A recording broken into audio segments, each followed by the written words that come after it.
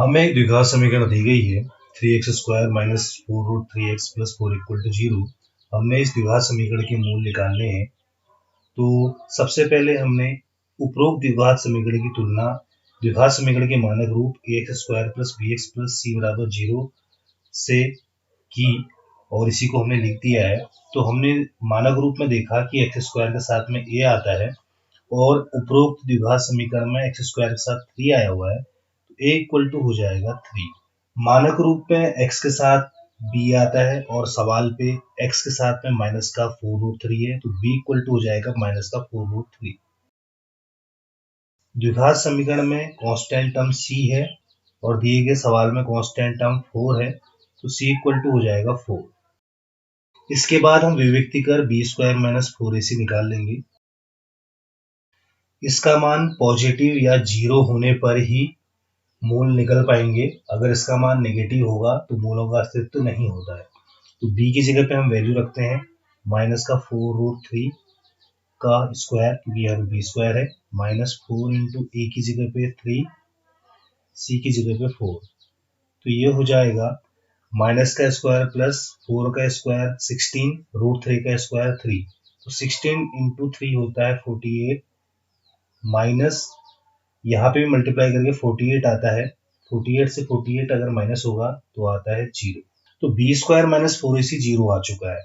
तो इस स्थिति में हमारे मूल वास्तविक होते हैं और जो दो मूल निकल के आते हैं वो दो के दो समान होते हैं। ऊपर वाले जो 3 केस है इनमें देख सकते हैं। तो इसको हम लिख देते हैं, अतः उपरोक्त समीकरण के मूल वास्तविक तथा समान होंगे। अब हमने उन मूलों को ज्ञात करना है। तो एक विधि हम गुणनखंड विधि पहले ही पढ़ चुके हैं। गुणनखंड विधि से इस सवाल को बनाना थोड़ा सा टफ हो सकता है, क्योंकि यहाँ पर √3 वगैरह भी आ रहा है। 4 तियां 12 के ऐसे दो हमने गुणनखंड लेने हैं जिनका योग 4√3 आए, तो ये थोड़ा सा टफ हो जाएगा। तो यहाँ पे ऐसी कंडीशन में हम द्विघाती सूत्र का प्रयोग करेंगे। द्विघाती सूत्र इस कंडीशन में सीधे x की वैल्यू दे देता है, तो हम लिखेंगे अतः द्विघाती सूत्र से द्विघाती सूत्र से x की वैल्यू होती है माइनस का b plus minus √b² minus 4ac का होल अपॉन में 2a। तो इसमें हम वैल्यू रख देंगे, तो इसी के आगे रख लेते हैं हम। तो यहाँ से x की वैल्यू हमें मिल जाएगी माइनस का b यानी कि माइनस का 4√3, दो माइनस हो जाएंगे, एक फॉर्मूले के हिसाब से और एक b का जो यहाँ पे सवाल पे साइन है वो माइनस का है। तो plus minus √b² minus 4ac की वैल्यू में रख देंगे। अभी अपने ऊपर निकाली थी, ये वैल्यू 0 आई थी, हमने यहाँ पे 0 रख दी, का होल अपॉन में 2 इंटू ए यानी कि 3। तो यहाँ से हमें x की वैल्यू मिल जाएगी माइनस माइनस मल्टीप्लाई होकर प्लस 4√3 हो जाएगा, प्लस माइनस 0 का वर्गमूल 0 ही होता है, अपॉन पे 6। अब हम यहाँ पे देख सकते हैं कि प्लस माइनस का चिन्ह बीच में लगा हुआ है। इसका मतलब ये है कि एक बार हमने प्लस का चिन्ह लेना है, एक बार माइनस का चिन्ह लेना है। तो प्लस का चिन्ह लें या माइनस का चिन्ह लें, इससे कोई फर्क नहीं पड़ना है, क्योंकि 0 अगर जुड़ेगा या 0 घटेगा तो वही बात इसमें रहनी है। फिर भी हम यहाँ पे ले रहे हैं प्लस चिन्ह लेने पर। तो x की वैल्यू हो जाएगी 4√3 प्लस 0 अपॉन में 6, यानी कि 4√3 अपॉन 6। 4√3 में 0 जोड़ने में 4√3 ही आएगा।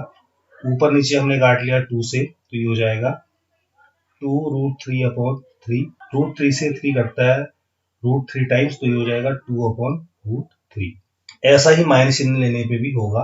वैसे भी इस कंडीशन में मूल समान आते हैं, तो हम यहाँ पे सीधे भी लिख सकते थे कि अतः मूल बराबर x बराबर 4√3 अपॉन 6, जो कि 2 अपॉन √3 आता, और हम लास्ट में लिख देते हैं अतः द्विघात समीकरण के दो मूल बराबर 2√3 2√3।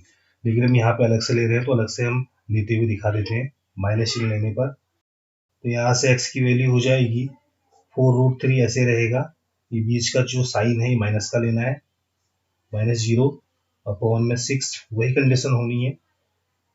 4√3 में से 0 माइनस होगा तो 4√3 ही आएगा, अपॉन में 6। ऊपर नीचे 2 से हम काटेंगे तो ये हो जाएगा 2√3 अपॉन 3।